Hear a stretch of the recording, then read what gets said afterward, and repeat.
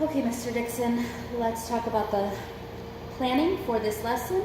First, how will the learning targets be introduced to the students? All right, so I think initially what I have to do is break down the standard. And so the standard is that students must be able to fluently add, subtract, multiply, and divide decimals. Okay. So the first target, of course, is students know how to add. They know how, the algorithm for adding decimals. So I plan on teaching them using the button strategy. What is a button strategy?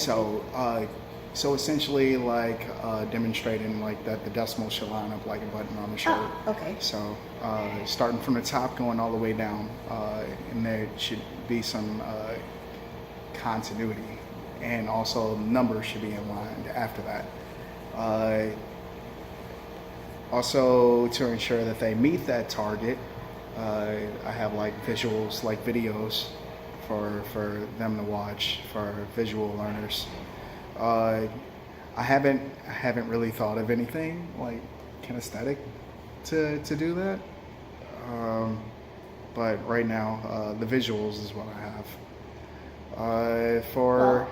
To talk about kinesthetically, you talked about using the button strategy. Yeah. So actually, if you have some button-down shirts at home that you're okay with the kids using, bring them in, and then they can do it by groups. That's actually a great job. Yeah, absolutely. Great idea. Bring that in.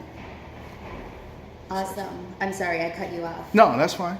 No, that was an amazing suggestion. I never thought about that. Also, same thing for subtraction. You know, it's pretty much the same algorithm, except for they have to be wary of the pitfall of borrowing. Right. So, so the exact same thing, except for they would have to break it down and also make sure that they borrow in the problem. Okay. Yeah. For multiplication, I know I have quite a few kids that struggle with multiplication, so I'm still teaching like the process of multiplying, like the butterfly system and things like that, starting from the back and multiplying like that times everything on top, and then moving to the next place value and bringing down your digit underneath that place value to signify moving into the next period, moving into the next place value. Right. One of the things that I remember when teaching 5th and 6th grade, because really 5th grade is when we introduced teaching multiplying decimals, really stress that in the multiplication part, ignore the decimal until they're done multiplying. Oh yeah. That's really important because that decimal tends to confuse them, and then you've got numbers everywhere. So really drive home, because they've done and should know multi-digit multiplication. And that's one of the pitfalls. Yeah. Because they'll be used to learning like line up the decimals with addition, line up the decimals with subtraction, and when they get to multiplication, pitfall is usually, oh, we line up the decimal here, and it's like, no, it's actually kind of different. It's different process. Gotcha.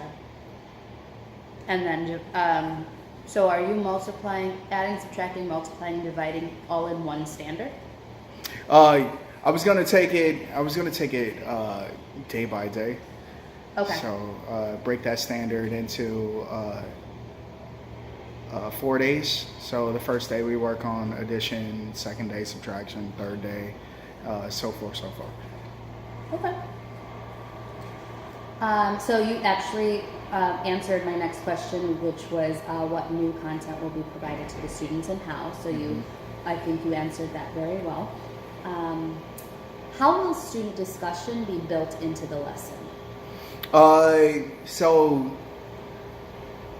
I'm all about depth of knowledge questions. So I wanna make sure like they know the reason why they're doing it. Why not just learn the process, but know why you move over a number.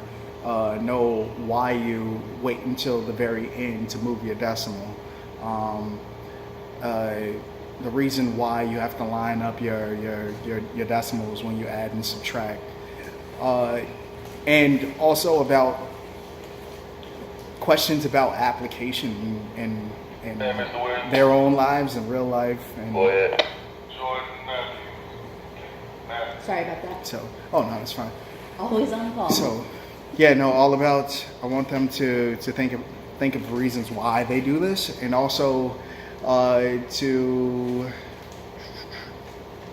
be able to create. So will So a the lot of- discussion be at the beginning during whole group? Will the discussion be during small group only? Is it during guided practice? When in the lesson should I expect to see discussion? Discussion will probably happen after the skill's been introduced to them. Okay. So, so the skill will be introduced to them, and then why do you think this is? Take 1 minute with your partner, write it down, and share out. Do you have accountable talk sentence starters that they can use? No, have I you do taught not. them about accountable talk discussion and the respect in that as well? I have talked to them about, the rules of the classroom, but I haven't given them prompts of how you. Okay, so before this lesson, let's get some accountable talk sentence starters so that they know when they're talking to their partner, they're not, just kicking the bobos, having a conversation. Yeah, It's yeah. math talk and it's accountable. I agree with you because, or I disagree with you because. I wonder if. So we want those kinds of That's a good idea. sentence starters so that we're